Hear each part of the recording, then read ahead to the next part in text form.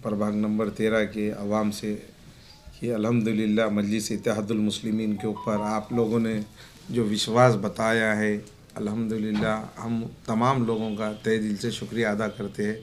मजलिस इत्तेहादुल मुस्लिमीन का शहर सदर होने के नाते से जिस तरीक़े से रेशमा बेगम सलीम बेग को हमने इलेक्शन लड़ाया है, ये मजलिस की उम्मीदवार के तौर पर हम आपके सामने लाए थे और अच्छी पढ़ी लिखी बच्ची है। देखो, सियासत के अंदर अपोजिशन होना भी ज़रूरी रहता है। वोटर की नहीं तो सत्ताधारी पार्टी इज़्ज़त नहीं करती। यहाँ के अलावा आप ये भी देख लीजिए कि जिसकी मेजॉरिटी रहती और मेजॉरिटी रहने के बावजूद भी इतना उनको परेशान होना पड़ा, तो ये आज ये अवाम की और वोटरों की ये शान है। मजलिस को जो ख़त्म करने के बारे में बोल रहे हैं, मजलिस ने उनको ही ख़त्म कर दी। पहले उनका पावर हाउस उड़ाया, बाद में डीपी उड़ा दिया उनका। आगे मजलिस को जो ख़त्म करने के बारे में सोच रहे हैं, मजलिस की ही बदौलत उनको जो भी पद मिल रही है और मजलिस रहेंगी, आप लोगों की आवाज़ उठाते रहेंगी, अवाम की खिदमत करते रहेंगी इंशाअल्लाह ताला। जो मजलिस के अंदर कुछ चंद हमारे सफ़ों में जो गद्दारा हैं वो पूरे शहर ने देख लिया है, जिसकी वजह से कहीं ना कहीं मजलिस को चाहने वाले अभी भी है। इस प्रभाग के अंदर जो वोटिंग हुई थी उसके अंदर 2225 वोट जो मजलिस को मिले हैं वो बहुत ही काबिल तारीफ़ वोट है। हमको ऐसा लगता है कि हमारी मेहनत के ऊपर वोट मिले।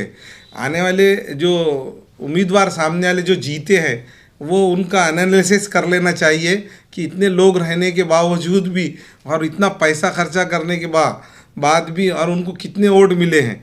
कि इसका मतलब ये है कि आने वाले 2022 के लिए हमको ये पैगाम पहुंचा रहे हैं उन्होंने कि जितने लोग हमको चाहने वाले हैं शहर के अंदर और पूरे महापालिका के अंदर, जहाँ भी जो जगह के ऊपर हम इलेक्शन लड़ाएंगे वहाँ की निस्बत देखते हुए लड़ाएंगे।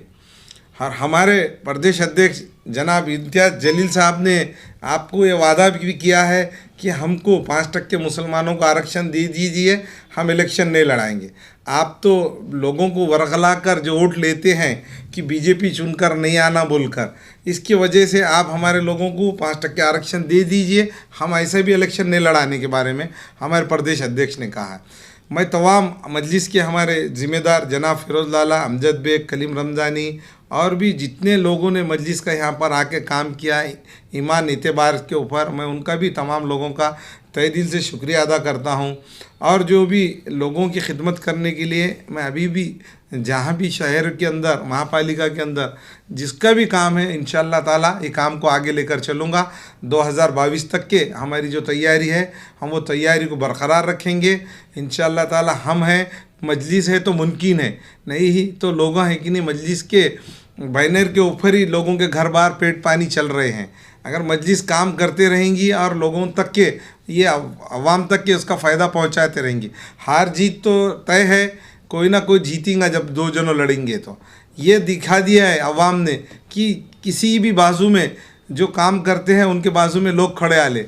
अब उनको ये सोचना चाहिए कि भाई इतने वोट इन्होंने कैसा लिए हैं, जबकि इनके है कि नहीं पूरी सत्ता इनकी, इनके आमदार, इनके खासदार, इनके डीपी सावन, इनके है कि नहीं मोहन राव अंबर्डे, अमर राजूरकर, 27 से 30 नगर सेवक, महापौर, सभापति, सब ने अपनी अपनी कोशिश लगा दी। हमारे पास तो ना कोई सत्ता में है ना कुछ है, हम फिर भी हमारी ताकत पे हमारे शहर की मजलिस के ऊपर और भी हमारे शहर के ज़िम्मेदारों ने, ज़िले के ज़िम्मेदारों ने 3 जगह इलेक्शन होने के बावजूद भी हम इतनी तादाद में यहाँ पे लोगों को हमने हमारी बात रखी है, लोगों ने हमारी बात पे भरोसा रखा है, उतने वोट दिया है। हमको भी अगर ऐसा लगता था कि लोगों ने हमारा ये करे तो हमको सोचने को मजबूर होना पड़ता था। आने वाले दिनों में हमने जो काम किया है उसकी बदौलत हमको तमाम लोगों का ताउन मिला है। मतलब ये है कि देखो आने वाले दिनों में ये जो लोगों ने सोचे है कि पोट निवडणूक में हमको शिकस्त मिली, हमको शिकस्त हमारे वोटरों ने जितना वोट देना था वोट की परसेंटेजिंग कम हुई, कुछ लोगों तक के कैंपेनिंग भी कम पहुंच सके हैं और कहीं हमारे अलावा हमारे सामने वाले लोगों ने जो उन्होंने गांधी जी का सहारा लेकर जीत कर आए हैं। हम संविधान का सहारा लिए बाबा साहब अम्बेडकर साहब का, कि उन्होंने बताया है कि लोगों से हक के लिए लड़ो तुम। हम हक के लिए लड़े, हमने ना गांधी जी की परछाई से काम लिया है, हम लोगों को खिदमत का काम लिया है। इसलिए हमको ऐसा लगा कि बीजेपी जीत कर आएंगी। एक वो फंडा चलाए हैं उन्होंने और उसका फ़ायदा उनको वो भी मिला है।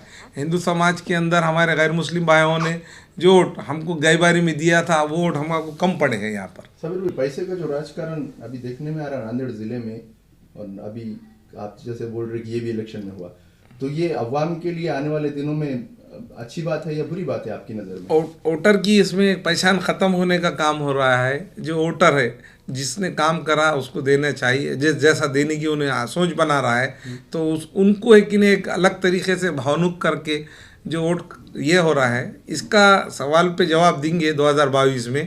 आने वाले दिनों में तो वार्ड होंगे, प्रभाग रहने वाले हैं।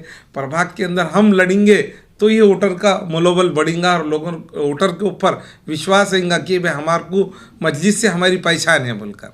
शहर का विकास एक डेमो बनाएंगे, आप मीडिया के माध्यम से बताएंगे कि भाई इनका क्या विकास हुआ और कितने पैमाने पे इन्होंने बीओटी के तत्वों पे कितनी प्रॉपर्टियां बेच चुके हैं। हम आपको वो पूरा उनका मैनिफेस्टो लेकर ही इलेक्शन में उतरेंगे। अभी तो ये है कि नहीं, इस तरीके से अगर से रहेंगे तो ये है कि नहीं, लोगों उनके ऊपर लोगों का जहन भी जाएगा कि भाई यहाँ पर मजलिस के रहते हुए यहाँ मजलिस का काम नहीं करके और हमारी जो जमात से भागे वाले हैं उनका काम करे लोगों ने। ये इसके लिए कि मजलिस को कहीं ना कहीं इनकी मजलिस आगे बढ़ना नहीं बोलकर इस तरीके का उनका एक फंडा था। ये मजलिस को हमेशा के लिए हमने दफना दी, तो आपकी क्या राय है इस? अल्लाह ताला को तकब्बुर कभी भी मंजूर नहीं है। ये जैसा कह रहे हैं कांग्रेस के लोग, अवाम इनको जिस तरीके से बता देंगे, जिस तरीके से इन्होंने गांधी जी के बलबूते पर जो लोगों को अवाम को ये करे हैं, और अवाम आने वाले दिनों में इनका जो तकब्बुर और घमंड पूरा चकनाचूर करके 2022 में इंशाअल्लाह ताला ये हमको चैलेंज करने का मकसद ये है कि अवाम को चैलेंज करे। ये जो वोटर है हमारे साथ उनको चैलेंज करे। आने वाले दिनों के अंदर महापालिका की पूरे जहाँ भी हम इलेक्शन लड़ेंगे इंशाअल्लाह ताला वहाँ की अवाम इनका जो तकब्बुर है वो पूरा ख़त्म करेंगे इंशाअल्लाह ताला। अवाम से मैं ऐसे ही उम्मीद और तवक्कुल रखता हूँ कि अवाम ने मजलिस का जो साथ दे रहे हैं और इनके ऊपर मजलिस को कम करने के लिए जो इन्होंने तकब्बुर और घमंड की बात कर रहे हैं, इसका बदला तो हमारे अवामी इनसे लेंगी इंशाअल्लाह ताला 2022 में। हमारे यहाँ फर्नीचर, पलंग, सिंगारदान, सोफा सेट, अलमारी, dining table, fridge, computer table और दीगर कंपनियों के फर्नीचर दस्तियाब है। एक मरतबा तशरीफ लाकर खिदमत का मौका दे। प्रोप्राइटर मौलाना शबीर साहब, deluxe furniture mall and home appliances, fruit market के सामने, माल्टेगिरी रोड, कामठा, नांदेड़। अस्सलाम वालेकुम, मैं अखिल मिर्जा। हमें उम्मीद है कि आपको हमारा चैनल अच्छा लगता होगा। लेटेस्ट न्यूज अपडेट के लिए देखते रहे नांदेड़ उर्दू न्यूज, और न्यूज के पसंद आने पर लाइक, शेयर और सब्सक्राइब करना ना भूलें।